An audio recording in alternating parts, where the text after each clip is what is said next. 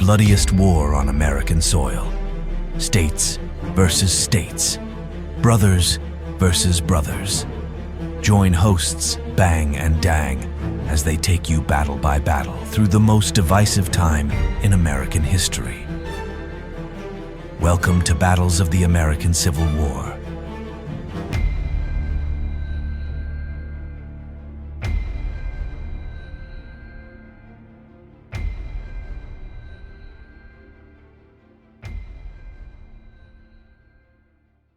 Welcome back to Battles of American Civil War, which hosts Bang and Dang. Whittling down. We shouldn't even be in this war anymore, but we still are. Whittling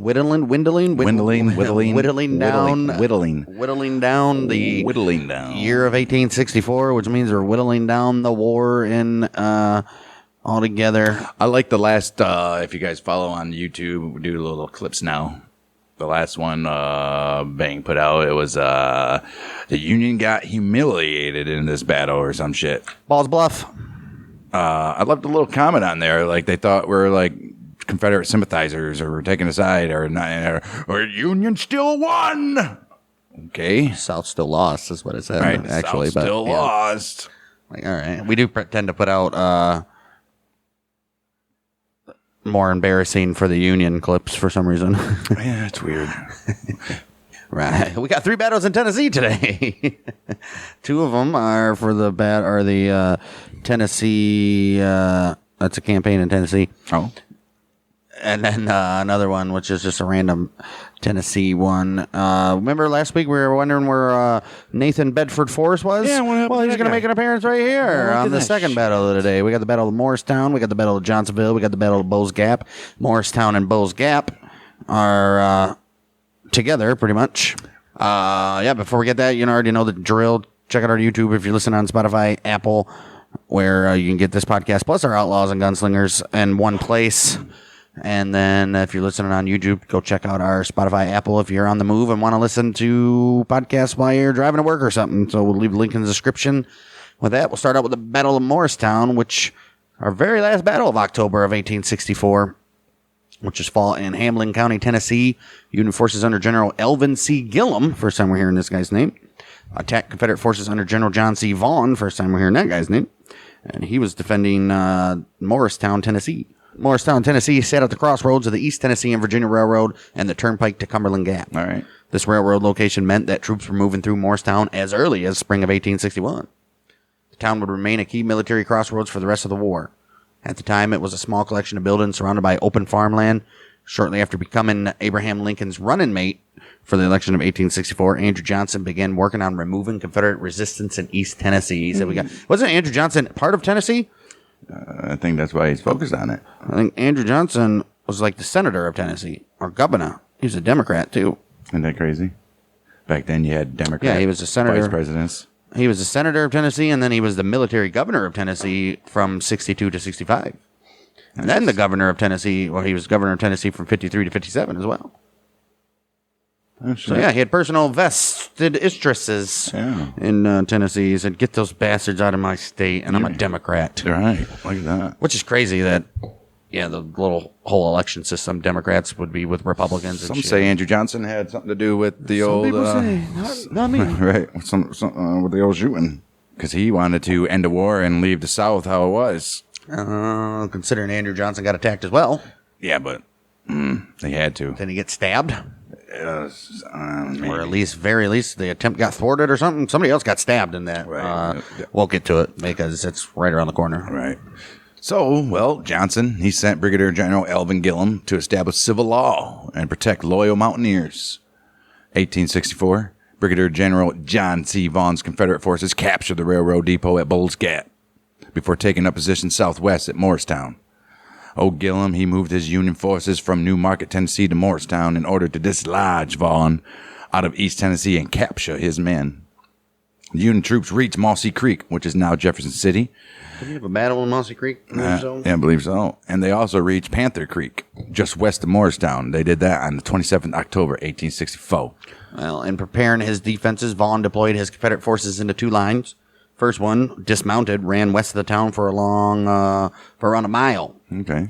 The second line was also about a mile long, was east of the town, and most likely flanked on both sides with artillery. Most likely. Right. One section of artillery was stationed where Morristown College, which is now Fulton Hill Park, used to be. Okay, guys. Check that out if you're there. Morning of 28th October, 1864. Gillum's Union Brigade arrived at the battlefield around 9 a.m., coming from the west. On his approach to Morristown, he was engaged by about 100 Confederates under the command of Colonel James Rose, namesake of Morristown's Rose Center. Oh, look at that shit. He's like, this is my town, motherfucker. The center. At least the center of it. Right, named after me. Well, my grandpa, my granddad. They were sent by Vaughn to scout the size of the Union Army. This forced Gillum's forces to deploy as Colonel Rose returned to Vaughn to report to superior Union force.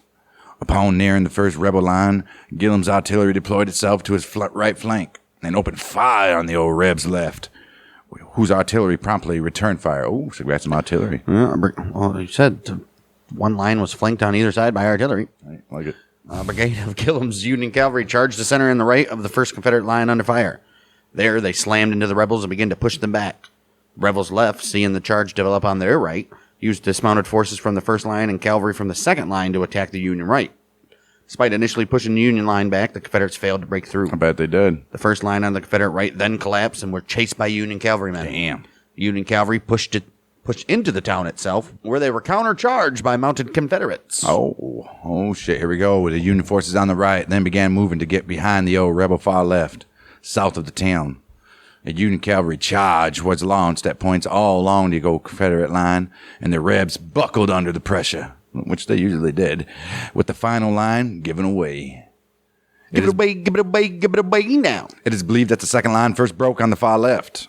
Union cavalrymen were already to their rear and moving quickly to cut off any kind of retreat. The old rebel artillery battery was captured east of town. Oh. The town itself was captured along with Colonel Rose, whose horse was shot down as well. Oh, shit. The Confederates at first tried to have an orderly withdrawal, but pressure from the Union forces turned it into a full-blown rout towards Russellville, Tennessee. Vaughn even admitted in his official report, I regret to say that my command was stampeded at Morristown this morning.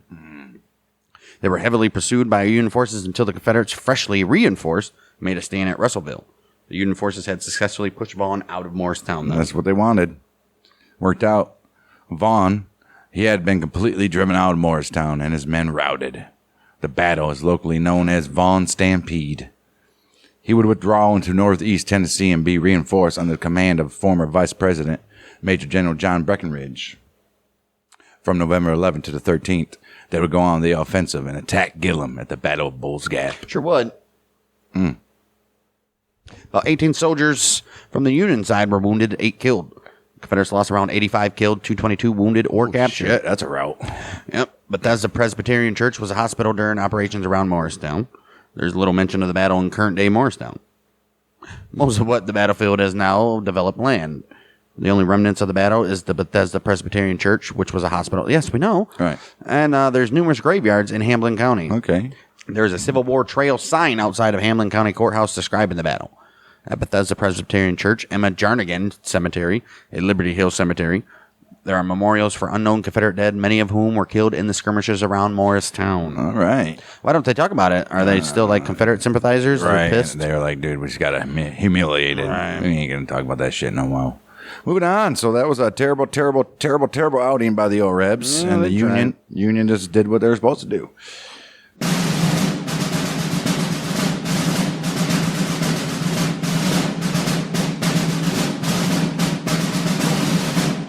Battle of Johnsonville. Going on to that. Johnsonville, is, Tennessee, is that where the brats were invented? Maybe. And they're terrible.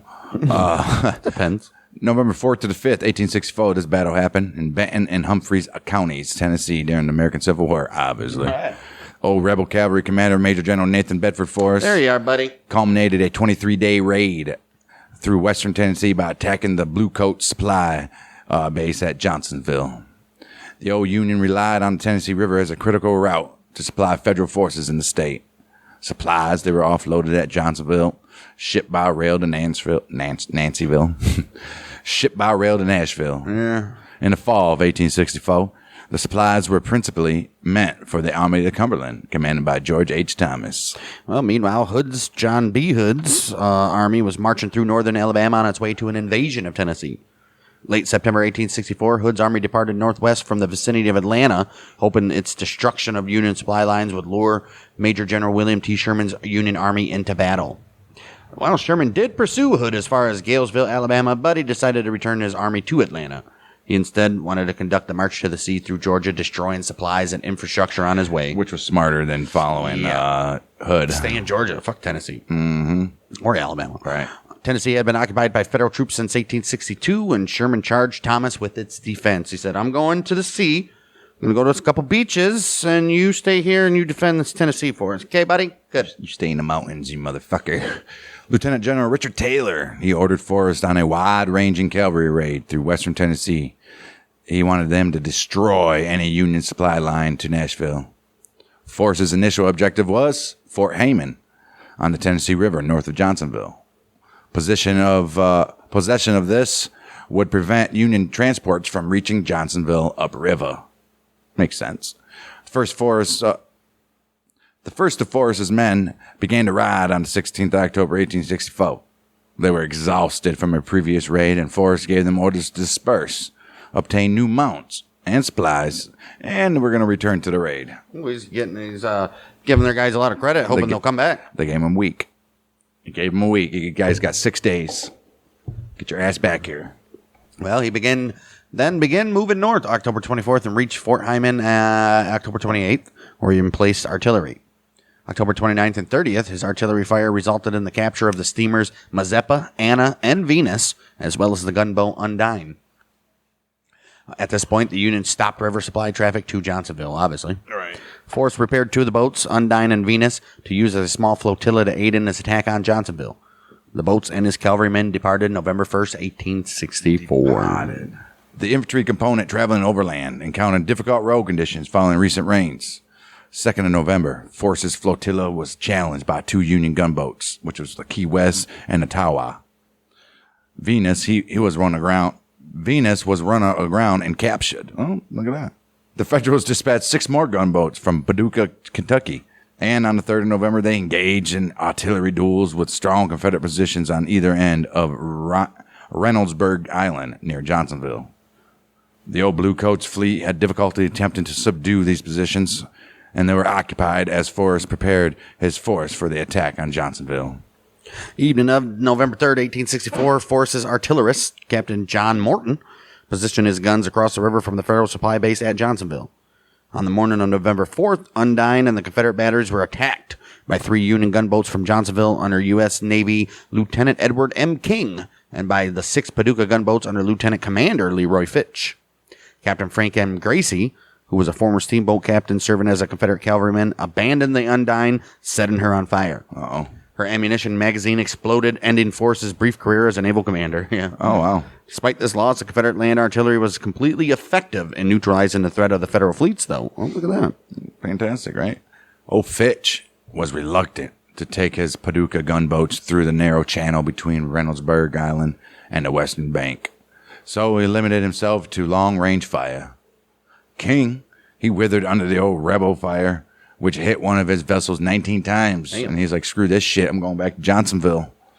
According to one historian of guerrilla warfare in the Cumberland River Valley, possibly describing the 1st Regiment Heavy Artillery United States Colored Troops, it said this: apparently, the only sustained resistance came from one of the black regiments, armed with repeating rifles, whose officers claimed that their men prevented Forrest's raiders from crossing the river and destroying the entire facility. Good for you, unquote. 1st Regiment Heavy Artillery U.S. Colored Troops. This is according to some guy. Right. Captain Morton's gunboats bombarded the Union supply depot and the 28 steamboats and barges positioned at the wharf. All 3 of the Union gunboats, Key West, Tawa, and Elfin, were disabled or destroyed. Oh, shit. Union garrison commander ordered the supply vessels burned to prevent their capture by the Confederates. Forrest observed, by night, the wharf for nearly 1 mile up and down the river presented one solid sheet of flame. Uh-oh. Having completed the work designed for the expedition, I moved my command 6 miles during the night by the light of the enemy's burning property. Oh, that worked out. Pretty cool. Well, Forrest, he caused enormous damage on very low cost. Yeah. He reported only 2 men moited and 9 wounded. Wow.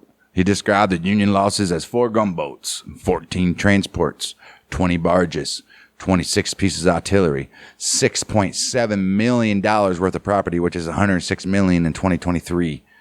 150 prisoners as well. Damn. One of the Union officers put the monetary loss at $2.2 million, which is $34.9 million. Well, anyway, an additional consequence of the raid was that the old Union High Command became increasingly nervous about Sherman's plan to move through Georgia instead of confronting Hood and Forrest directly. Forrest's command, delayed by heavy rains, proceeded to Perryville, Tennessee, and eventually he reached Corinth, Mississippi. He did that on the 10th of November, 1864. During Forrest's earlier raid in Western Tennessee on November 3rd, Confederate Theater Commander General P.G.T. Beauregard had designated Forrest's cavalry for assignment to Hood's Army of Tennessee for the planned Franklin-Nashville Campaign, which bookends this episode with the battles. Hood elected to delay his advance from Tuscumbia, Alabama, north into Tennessee until he could meet with Forrest, who arrived with his forces November 16th. The delay allowed Thomas time to prepare his defenses for the Battle of Nashville, which is a big boy, which is the following month, in which he repulsed the Confederate attempt to retake the city, a defeat that effectively ended the war in the Western Theater. Bye-bye, it was guys. rough. That's why Sherman was like, see, I didn't need to go. Right. Battle of Johnsonville is now the focus of two Tennessee state parks, Nathan Bedford Forrest State Park, which is situated on Benton County side of the river, and Johnsonville State Historic Park, which is situated on Humphreys County side. Civil War Trust and its partners have acquired and preserved 19 acres of the battlefield. Much of the historic battlefield area is submerged beneath the southern portion of the Kentucky Lake. Damn. This large, navigable, man-made reservoir was created by the 1944 completion by the Tennessee Valley Authority of a dam that they wanted to do on the Tennessee River for flood control. Hey, you gotta do what you gotta do, man. Well, the lake area also provides recreation opportunities. I would assume so. Like water skiing, swimming, and digging up bones. I'm digging up bones. I'm digging up bones. Here's some action in Tennessee.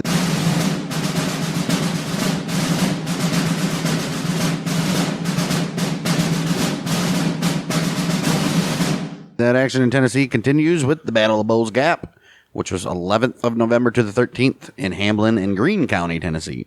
November 1864, Major General John C. Breckinridge undertook an expedition into East Tennessee from Virginia to secure the countryside for food and forage and to drive Federals from the area. Federal force under the command of Brigadier General Alvin Gillum had advanced beyond Greenville, but retired in front of the larger Confederate force moving out of Jonesboro towards Greenville. To protect the rail lines to Knoxville, the Federals fell back to Bull's Gap, east-southeast of Whitesburg on the East Tennessee and Virginia Railroad. Oh, this is going to set up the battle. 11th of November, the Confederate forces attacked in the early morning, but they were repulsed by 11 a.m. Artillery fire continued throughout that very day. Both sides launched morning attacks on the 12th. The old Rebs sought to hit the Union forces in a variety of locations, but they gained little ground. 13th of November, firing occurred throughout most of the day, but the old Rebs did not even assault the Union lines at all. The Union forces, short on everything from ammo to rations, withdrew from Bull's Gap toward Russellville late in the evening. Oh, shit. Really? Well, Breckinridge pursued the Union soldiers on the 14th of November and engaged them near Russellville, causing a rout. The Union fell back to Strawberry Plains, which is outside of Knoxville, Tennessee, where Breckinridge again engaged his forces. The old Blue Coach reinforcements soon arrived, and foul weather began to play havoc with the roads and streams. Old Breckinridge, with most of his force, he retired back to Virginia. The Confederate victory at the Battle of Bull's Gap was a setback in the old Federal plans to rid East Tennessee of Confederate military presence, though temporary following Breckinridge's withdrawal to Virginia. Just like the Battle of Morristown was known as Vaughn's Stampede, this one was known as Gillum's Stampede. Right, but then the Union quickly took over. Right, as they usually have done lately. That's it for us. 3 short little battles today. Worked out. Which was a nice little short episode for us. Well, a little morale for the Confederates. Well, 1 battle, they lost 2. So. Right, but still, like I said, a little morale. And the Union, they kind of did what they wanted to do, but not really. But it's working out in their favor. Actually, they won 2. Next week, we got the opening battle of the Savannah campaign, which is the March to the Sea. You got the Battle of Griswoldville. Yep, Clark. In Georgia. He formed that. And then actually, next week, we go back And fourth, one by one, we got the Battle of Griswoldville, which is the March of the Sea. Then we go back to Tennessee for this Tennessee campaign that we're on now, Battle of Columbia. Then we go back to the March of the Sea for the Battle of Buckhead Creek. And then we go back to the Tennessee campaign for the Battle of Spring Hill. And then we get to see a massacre. And then the week after that, we'll have the Sand Creek Massacre, the Battle of Honey Hill. And probably end it with the Battle of Franklin, because I don't think that's... No, Battle of Franklin's a big boy. It's going to be by itself. Okay. Yeah, so... And then have a couple more small battles, and then we'll battle Nashville, last major battle of 1864. Probably got about 4 more episodes before we hit 1865. Which is just a pointless... And then, yeah, it's just... Pointless 4 months. The Confederates are hanging on for their dear lives in 1865. But, yeah, got a lot of stuff still to behold because... Well... What is it? The Appomattox Courthouse. When does Lincoln get shot? Like the fucking this week or something? It's around there. It's like a week after Appomattox. So we'll have to come. I don't know. Maybe we'll have. Maybe that'll be our first story post. Yes. These battles. But yeah. Even though the battles are done, we're not going to be done. Everybody knows that. So yeah. Cool. Winding down here. Winding down. Yeah, the war was over 2 years ago, but here we are. Well, not 2 years ago. Definitely. Definitely the end of 1862, beginning of 1863. No. It was over with. No. And then the whole Gettysburg and Vicksburg shit happened. Shit's downhill since then. The war was turning in the favor in 1863, but then 1864, even because 1864, the Confederates were still winning all the big battles. Mansfield, a battle, Confederates. Right. Wilderness was inconclusive. Spotsylvania Courthouse, inconclusive. A bunch of B battles. Confederates were winning all of them. Confederates won the Battle of Cold Harbor. Petersburg, they won. Yeah. Confederates were still kicking ass in 1864. Trying. Well, wasn't enough, though. But, yep, we're coming up on some stuff. The old March to the Sea, our most notable, since everybody in Petersburg, Virginia area is in winter quarters now. Yep. It's pretty much all we got is Tennessee and Georgia, pretty much. So we'll get to those on our next episode and the foreseeable future. Reminder, go check out our just links in the description. Sub, answer the Spotify question, all that good stuff. We'll see you next week for more battles of the American Civil War. We are the Mother Music Handers.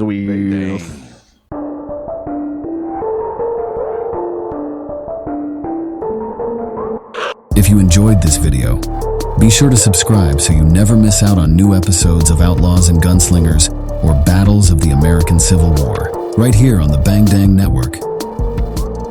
And don't forget to check out those playlists.